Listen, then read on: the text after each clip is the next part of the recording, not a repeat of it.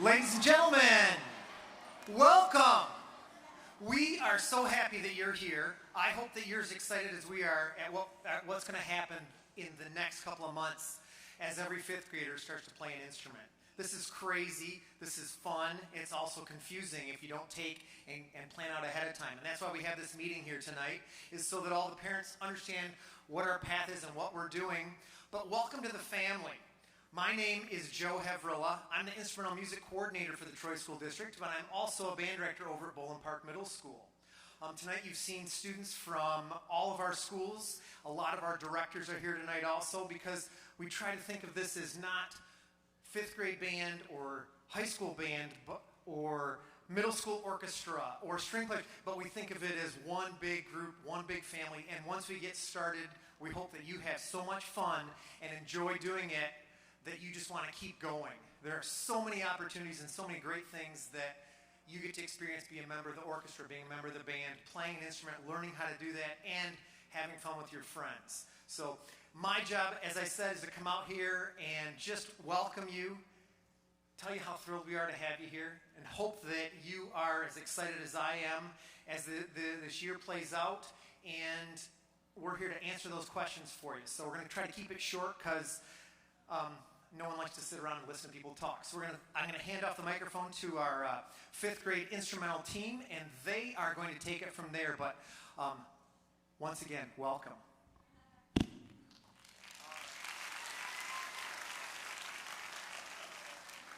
Thank you all for being here tonight. I'm Janie Sorensen. I'm one of the band directors. Before we start tonight, we have a short video for you, just kind of showcasing what our 5th through 12th grade instrumental music program has to offer here.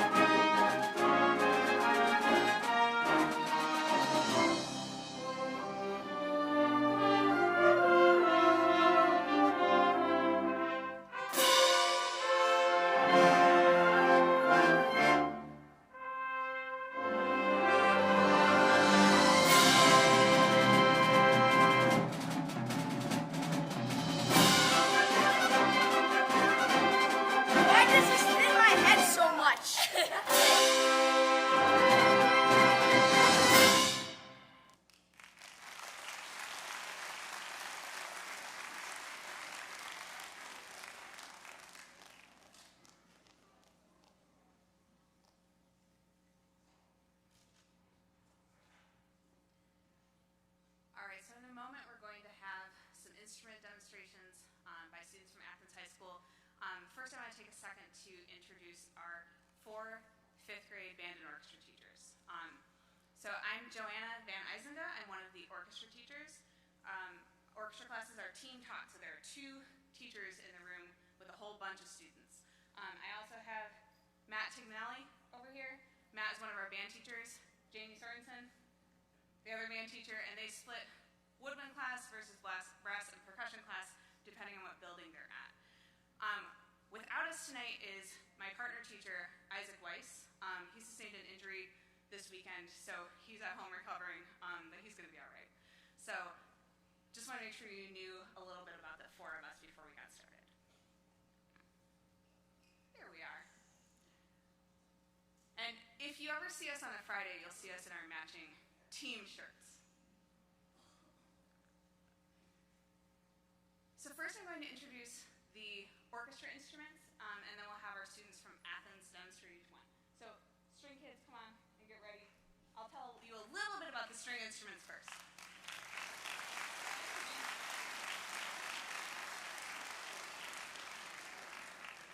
So before we hear each one, I want to tell you a couple of important things about orchestra instruments. You're going to see 4 instruments, and they're all fairly similar, but there are some important differences. So that in order from highest to lowest, they are violin, viola, cello, and bass. The violin is the highest, it's played on the shoulder. It's probably the most familiar string instrument. The viola is a little bit bigger, and it's a little bit lower. It's got a more rich sound. The violin has a more bright sound. The cello is the one that's a little bit bigger where we're sitting down, and the bass is so tall that we've got to stand up to play it, and we kind of learn how to balance it when we do that. An important note about string instruments before we hear them is that for young students, string instruments are available in different sizes. So as your child goes through the instrument fitting process at school, they might have already done it. We have a few buildings left to do this week. We will determine what the best size might be for any string instrument that your child is interested in. So we've been telling them, don't be afraid that the cello is really big. Don't be afraid that the bass is super big, because we have instruments in those sizes for you, so you're able to play them. I also want to note you don't see instruments like the guitar up here. These are orchestra string instruments, bowed string instruments, and this is part of our traditional orchestra programs in schools in the U.S. So first we're going to hear the highest string instrument, which is the violin.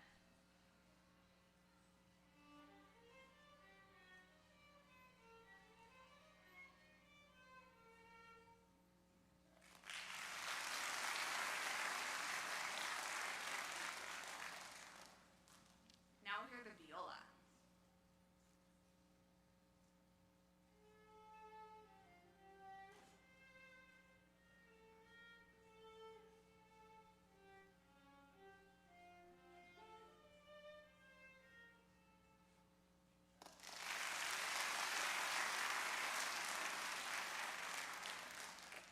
And the cello.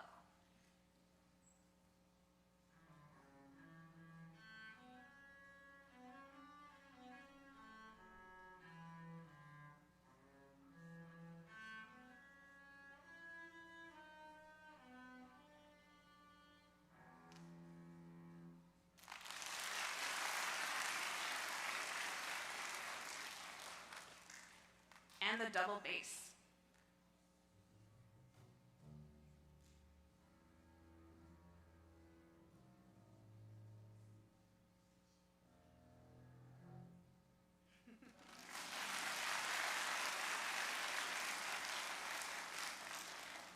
All right, let's give one more hand to our Athens High School students.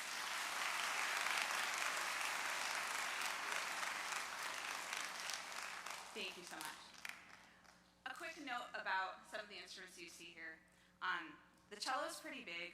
When 5th graders have cellos, they usually have a half size. Some might have a quarter size or a 3/4 size, and they're a bit smaller, so we're still able to transport that back and forth to school. But that's the only year that you have to bring the cello back and forth. So starting in 6th grade, you would rent or own a cello that your child will play at home and practice, and they'll have one provided for them to play while they're at school. The bass is just pretty big. Even the half size and quarter size basses that our 5th graders play are quite large, and they're a little heavy. So if your child decides to play the bass, we have sort of a special arrangement, because it can't go on the bus. So you would have your own bass that you would rent and you would keep at home, and when they come to school, they would have their own bass, and you just need to bring that bass from home in for concerts. But we're not bringing the bass to school twice a week. So don't be afraid of those big instruments. They're not as hard to bring back and forth, but it's really important that we have people playing all four of the instruments. That's what makes our string program strong. So even if you don't know a lot about violin, or a lot about cello or viola or bass, your kids have been learning a lot about it, and they're really excited about those instruments. All right. Next we'll hear about the woodwind instruments.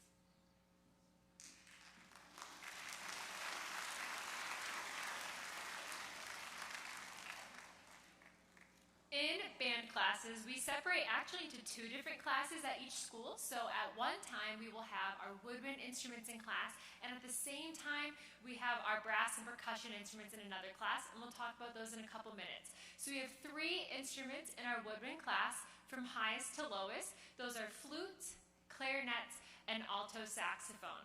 They have a lot of keys on them, but don't let that be scary. We teach 1 key at a time in class. This last couple weeks, we showed them hot cross buds, and that's just 1 finger down at a time. It's not too scary.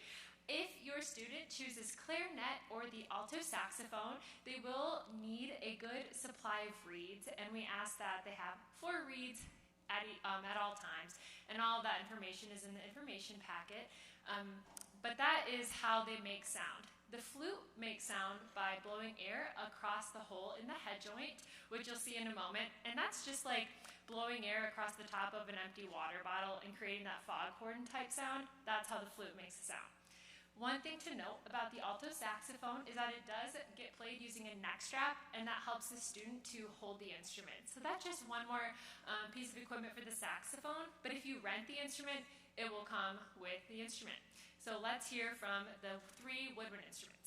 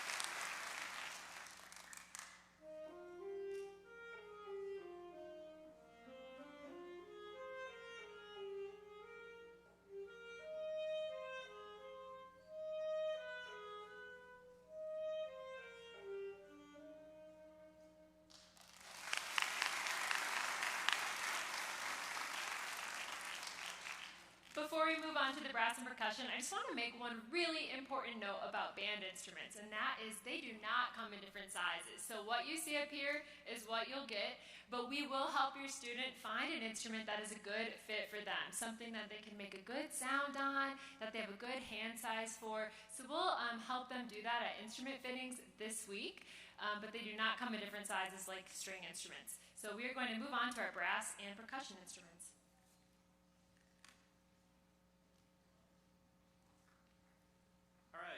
To brass and percussion instruments. The first instrument, the brass family that we'll talk about, is the trumpet, and you can see in parentheses we also have the cornet. Those 2 instruments are very, very similar, and they're both totally fine and okay for 5th grade band. So you can see the smaller instrument, brass instrument in the corner there is the cornet. It's a little bit shorter than the trumpet. The trumpet's a little bit longer and taller. They play the same notes. They make very, very similar sounds. Both are totally fine for 5th grade. And then the next instrument we have in the brass family is the trombone. That's the one with the slide. It's a lower brass instrument. It makes lower sounds. It uses a big mouthpiece. Most fifth graders find that it's not too big. Once they learn the hand position and get a good grip on it, they're very comfortable. It's not anything that's too big for a fifth grader. It's a great instrument. The next instrument in the bottom corner of our brass instruments is the baritone. It's also called the euphonium. It looks like the tuba, but the tuba is actually bigger. And that instrument is another low brass instrument. It makes low sounds like the trombone, plays in the same range, and it has valves on it like a trumpet. Just like we said about the string bass, the baritone is big, and it comes in a big case, and it can't go on the bus. So this is another instrument where we would have a school instrument to use, and then the student would get their own instrument for practice and for concerts. So they would have a baritone at school that they used, wouldn't have to bring anything in twice a week, and then they have their own instrument at home for concerts. We can do our brass demonstrations, starting with trumpet. Wrong way.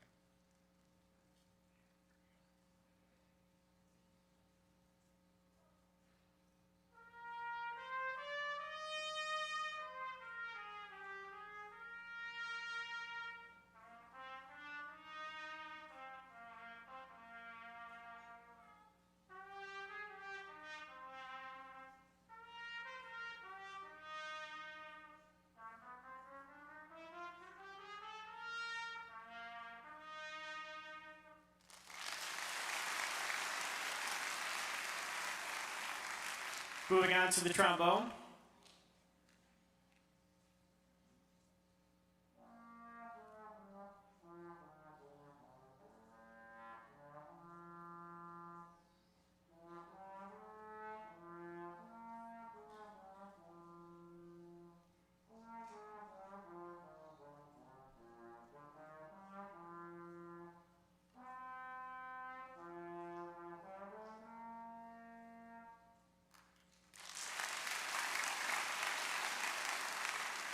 And finally, the baritone.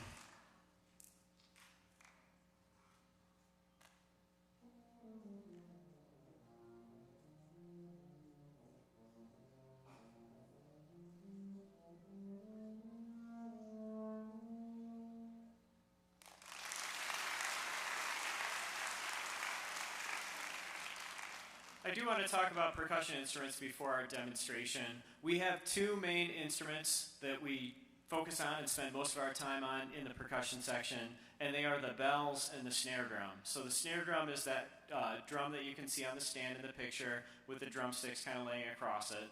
And then the bells, it kind of looks like a xylophone, but it's a little bit different than that. They're metal keys, and it's actually called the bells. The keys on the bells are set up like the piano, so if your student has prior piano experience, that can be helpful, but it's good to have piano experience on any instrument. Really, it lends itself to everything. You can see a picture of the case. That case is actually on wheels, and it can go on the bus. It's not too bad to carry around. Everything folds up and fits inside. It is two instruments to keep track of in practice. You are expected to play both the bells and the snare drum, and sometimes that can mean a little bit more extra time to keep up with both. There are other percussion instruments like the bass drum and the cymbals and triangles and things like that that we have at school, and we add in those instruments later in the year. But for about the first half of the year, we spend all our time on bells and snare drum. So those are our percussion instruments. We can do our demonstration now.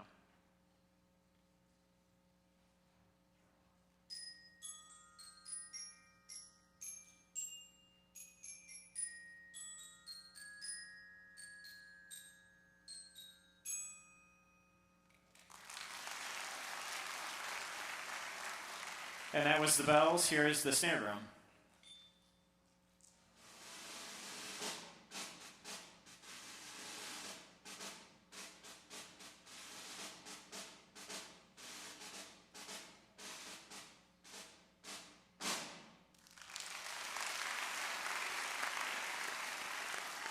Thank you very much, Athens student demonstrators. You did a wonderful job. All of you were just excellent. Thank you, thank you.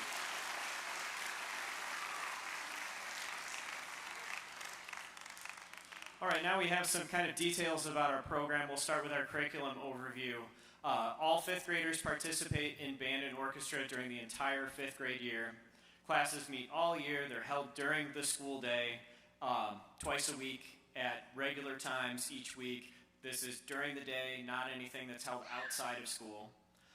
Classes are on the same days each week, so we have some schools that they have their classes on Mondays and Wednesdays, some are Tuesdays and Fridays, it really depends, but the students kind of get into a routine of which days they have band and orchestra and remembering to bring their instrument to school on those days.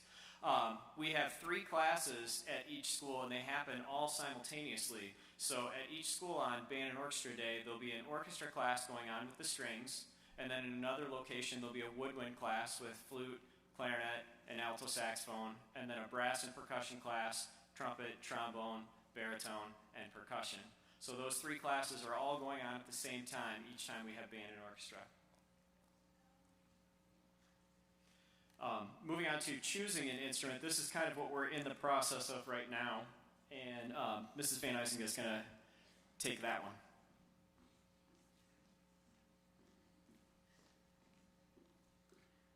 So we have been having the best time with the 5th graders over the last couple weeks. The first time they see us, we play all of the band and orchestra instruments for them. We play fun songs that they know to get them excited about what they could be able to do. And one of the main goals of this is to see, what does it sound like? What might it feel like to play? What does it look like? And just identify some basic characteristics of each of the instruments so that they can make an informed decision when they choose their instrument for this year. So they've already heard a lot about these instruments at school. We've seen almost everybody twice by now. The next step is instrument fitting. So instrument fitting is also called instrument lab sometimes. That's an opportunity for the students to try out some instruments. So they've thought a little bit about what they're most interested in, and they've marked down what instruments they want to try, and they'll get to try some of them.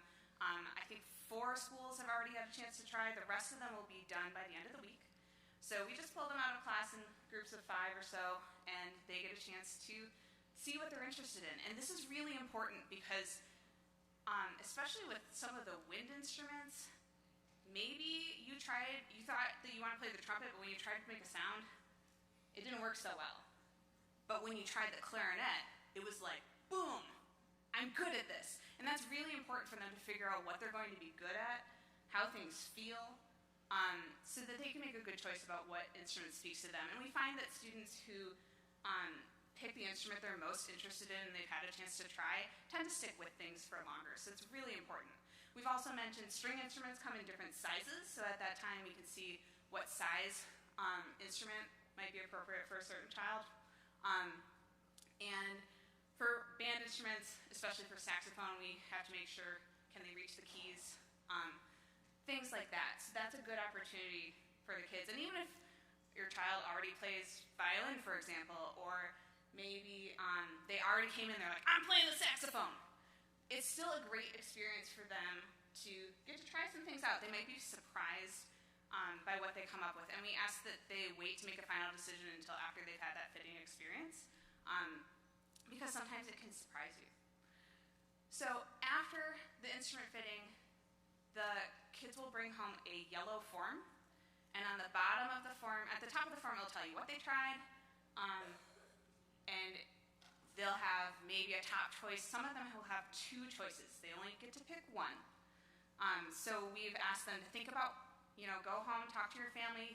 If you're still deciding between, say, clarinet and cello, think about the cello's always played sitting down. It's low sounds. The clarinet has higher sounds. You have to put it in your mouth. You have a reed. So think about those things about how it sounds and how it feels to play now that they've had a chance to try it before making that final decision on what instrument they're going to play this year with their families. And we still have some time. So usually after fittings, we have a week before we ask for the bottom part of the yellow form to be returned with the final choice of what instrument they want to play.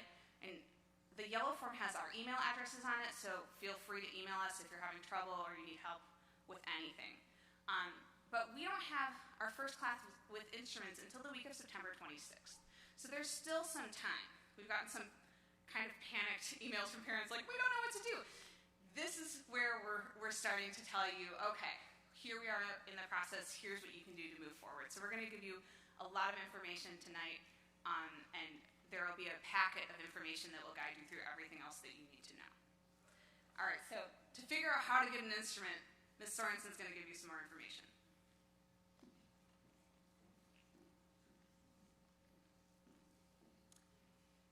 The most important thing I can tell you about helping your child have a successful experience in band or orchestra is helping them get a quality instrument.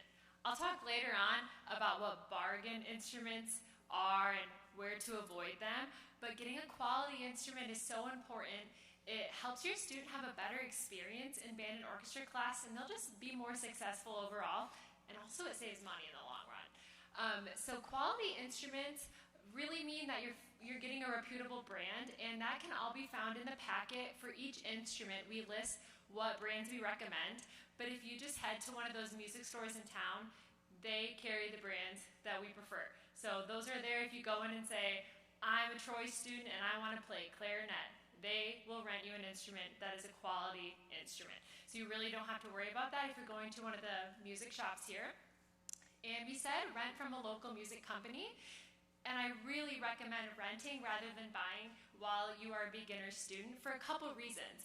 If you're an orchestra student, odds are you are not playing a full-size instrument. So if your student is starting on a half-size bass, you don't want to buy that bass right now because they will grow and need to go into a full-size bass eventually. So when you rent the bass, you can turn that in and just exchange the instrument at no additional cost. So you can just move through the sizes of the string instruments. For band instruments, when you rent, you start on a student level instrument, and as you continue the program, you can move into an intermediate level instrument, and that's just a better quality. And we start you on beginner level because that's what you need when you first start. And it's a little bit cheaper as well. But when your student decides to continue in middle school, if they do, you can move into that intermediate level after you've already put a little bit of money into it after renting. There's also the used instrument sale that is September 24th from 1 to 4 here at Athens. And we will have some Athens high school students here demonstrating the instruments, showing you how they work, what condition they're in. So if you are looking to purchase an instrument, maybe at a lower cost, you could come purchase a used instrument. You could also borrow from another source. So if you have maybe an older sibling who already went through the program and you have a saxophone at home, that is a great option, a great source for an instrument. One thing we do ask is that you bring the instrument into us or maybe a music shop, and we'll just make sure that it's in good working condition. One thing to note about renting an instrument is that all supplies are included. So we need a method book in band and orchestra class. That's included with the rental. A couple of reeds are included for clarinet and saxophone players. Our valve oil, our slide grease, all that good stuff, our cleaning supplies is included. So renting is a great option. I cannot say that enough.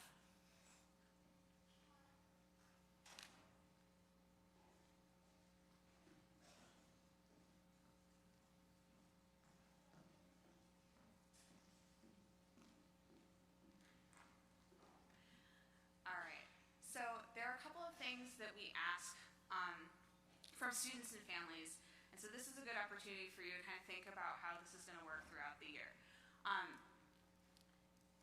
Once your child picks an instrument, stick with it.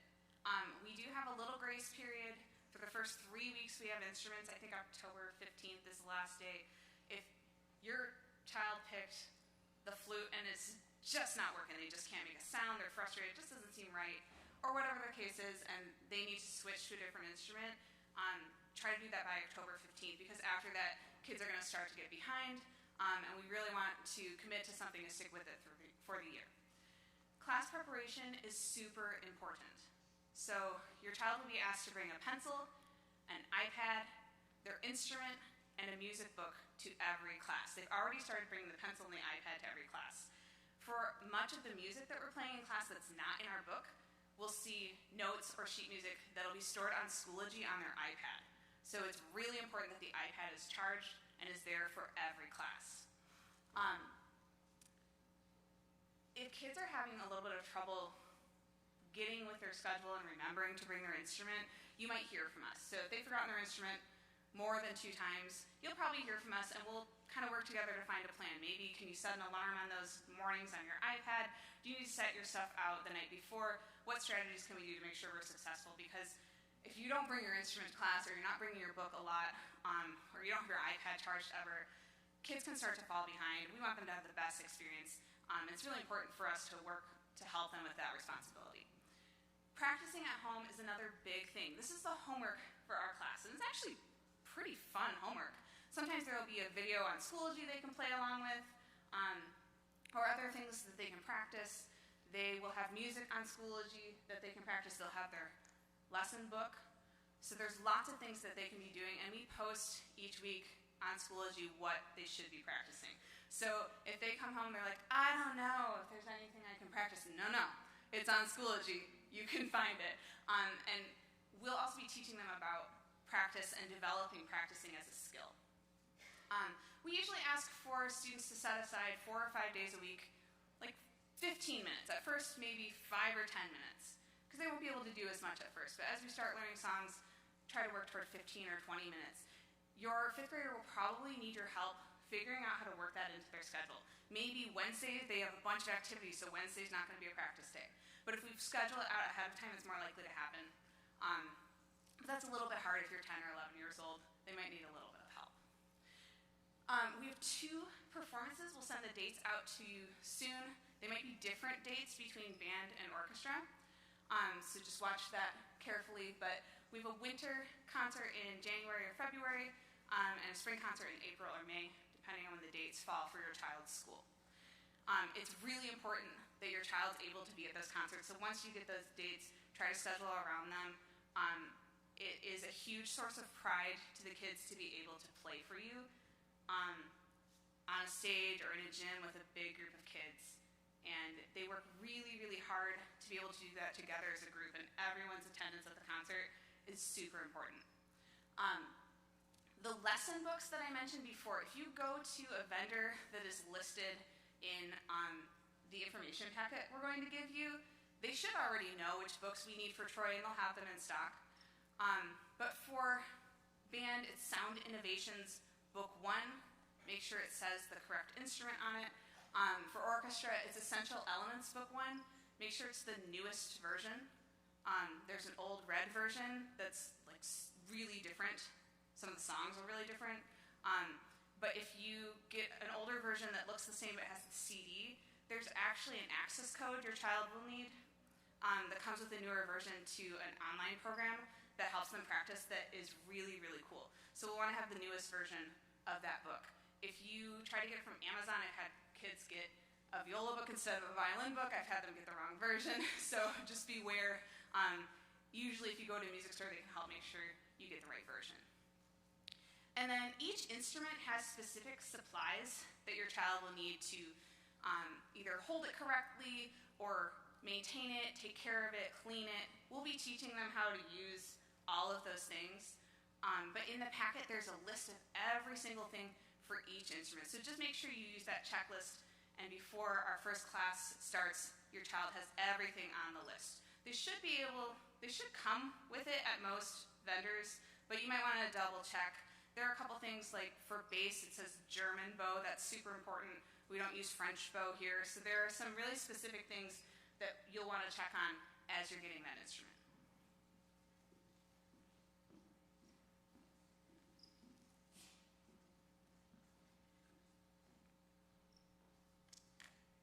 Hand size, super important no matter what instrument you're playing, but especially string instruments. We will size your student during instrument fittings, and on the sheet where you keep the top half, that will tell what size you need. So make sure you keep the top half of the yellow form. It'll tell you to rent a half-size violin or a 13-inch viola based on your student's measurements. And for alto saxophone, we just make sure that the right hand can reach all of the keys. And like Mr. Ticcanelli told us earlier, some people are concerned about the student playing trombone, reaching all the slide positions, but we really don't reach all the way out in 5th grade, so no concerns with the trombone.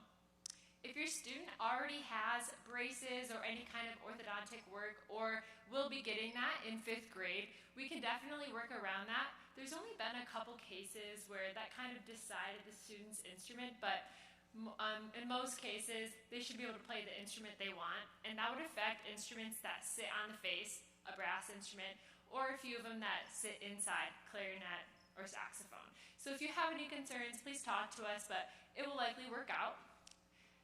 I did mention earlier that instrument repairs are included with rentals. So if something happens to the instrument, a key falls off, a mouthpiece gets severely stuck, which does happen often, that is all included with your rentals. So you can just take it into the music shop and have that fixed at no charge, because that is included with your rental fee each month. And I told you that I wanted to talk about bargain instruments because this is so important. Tip number 1. If the instrument comes in a fun color or comes with white gloves, it is not a quality instrument. I really recommend not purchasing an instrument online unless it is somewhere like Marshall Music or A&G. Going into a store, talking with a representative from the store, and purchasing it there is your best bet for your student to be successful in instrumental music class. When we purchase instruments online, they will be cheaper probably right now, and then they will break, and they will break again, and they will break again. The repair costs add up, and then the repair shop will say, I can't fix that anymore, or they might not ever be able to fix it. We like to refer to these as toys or indisposable instruments. They're not really good quality, and I'm just saying this because I really want your student to have a great experience. And we can only do so much to fix these bargain instruments before they're not really fixable. This is especially true for string instruments, but also for woodwinds and brass.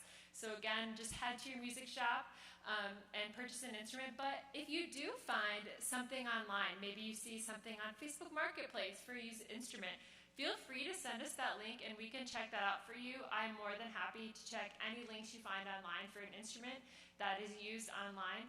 I myself purchased a used instrument and it worked great because I found a great brand and it was in great working condition.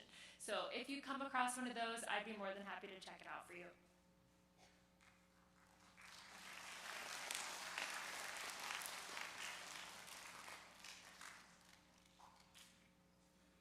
Almost done. We really try to keep it under an hour, and I know we're getting close, but we'll push through these last few things here. So we have some frequently asked questions. Some of these things we've already talked about a little bit. So the first question is, are classes held during the regular school day? And yes, they are. They're held during school hours. This is not a program that meets before or after school. It is during the day. And classes meet all year long. We talked about that. They will meet on the same 2 days for the entire year, all the way until June. What if my student plays a band or string instrument? If your student already plays a band or string instrument, if they play the violin or if they play the flute or something like that, they could choose to play that instrument in 5th grade, and sometimes those students end up being leaders and helping the other students. Sometimes we have advanced or more challenging music that we can offer to those students with previous experience. And on occasion, a few students might choose something different than what they already play for 5th grade to have a new experience on a different instrument, and they'll continue to play whatever instrument they had started on if they've already been playing violin for years. Sometimes it's fun to try something new for a little bit. And of course, the next one, my student takes piano lessons. Which instrument should they choose? Really, any of them. The piano experience is awesome, and anybody that's taking piano lessons, keep up with it. It's a great instrument to learn, helps with everything. Any of the instruments, piano experience helps. We want the 5th graders to really, most importantly, choose an instrument that they're most excited about. Can my student take instrumental music in middle school and high school? Of course. We hope that as many students as possible will continue after this year and play in middle school and play in high school and go on for years and years and years. And of course, the most important part is that every single student in 5th grade has a fun, exciting, positive experience, and we really make that our goal, to make this a great experience for everybody. Can my student choose to take, I did that one, sorry. Is there homework for band and orchestra? And there is. That's just keeping up with practicing. Mrs. Van Eysingen mentioned that. We've been talking about this in class, that they are expected to practice about 3 to 5 days a week for about 15 minutes each time. And that regular practicing just helps them keep up with the pace of the class and helps us with our progress. So it does make a difference to practice at home. It is expected that the students will practice at home. So I've been telling the fifth graders, start thinking about in your schedule which days you're available, which times you're not busy and you could be doing your practicing. When our performances, we have a winter concert that will be either in the end of January or the beginning of February, and then we have a spring concert which will be in the end of April or the beginning of May. So we have 2 evening performances. We also have at each school, during the last couple of weeks of school, we'll have a school assembly where the fifth graders perform during the day at school for the other students in the lower grades, and they love that performance. It's a lot of fun for the fifth graders to get to play for their peers and their friends. We always enjoy doing that. That one's during school. All right, and then, thank you. Getting to the end here, so we have a big packet with lots of information for you about how to get an instrument, details from our program, all kinds of stuff that we've been going over tonight. You can scan this QR code, and that will take you right to our packet. There's also a shortened link underneath where it says scan me. You can type that in and that will take you to the packet. And we're going to be emailing out a link to this presentation. It's being recorded and you'll get in your email a link to this presentation, and we'll also include an attachment with this packet of information on it. So if you scan it, take your picture tonight, and then you're like, oh, what did I do with that? I can't find it in my phone. It'll be in your email. We'll make sure to get it to you. I did forget to mention one important item about obtaining an instrument, and that is if obtaining an instrument, whether that's purchasing, renting, or borrowing from some kind of source, is difficult for your family, we do have an inventory of school instruments, so please reach out if we could be of help to your family in that way. We would love to help you out.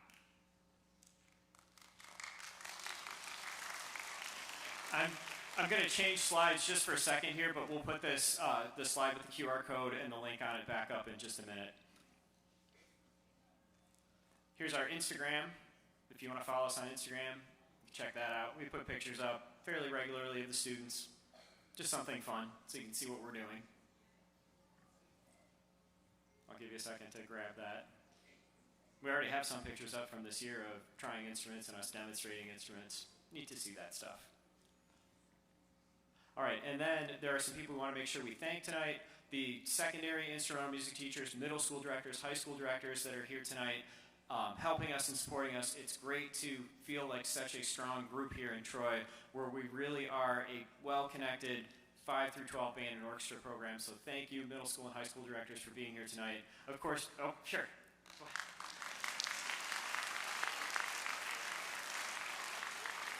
And especially thank you to Joe Havrilla, our instrumental music coordinator that you saw at the beginning of this presentation. Joe does a wonderful job keeping us organized and keeping our department running strong. And for sure, thank you to these Athens High School musicians that were so fabulous tonight. Every single demonstration was just awesome. Let's give them another hand.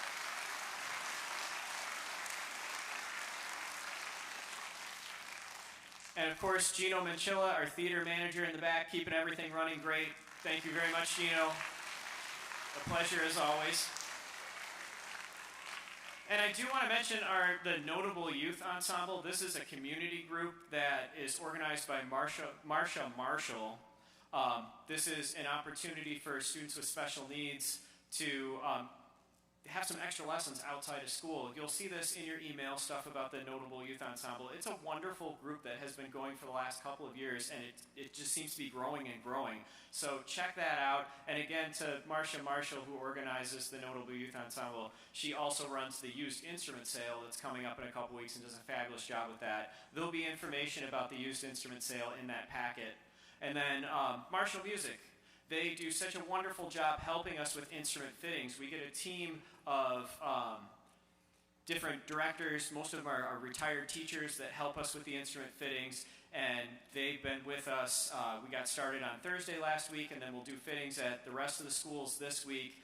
And we're so thankful to have those fitters that help us from Marshall Music. They're a fabulous store. Love working with Marshall Music.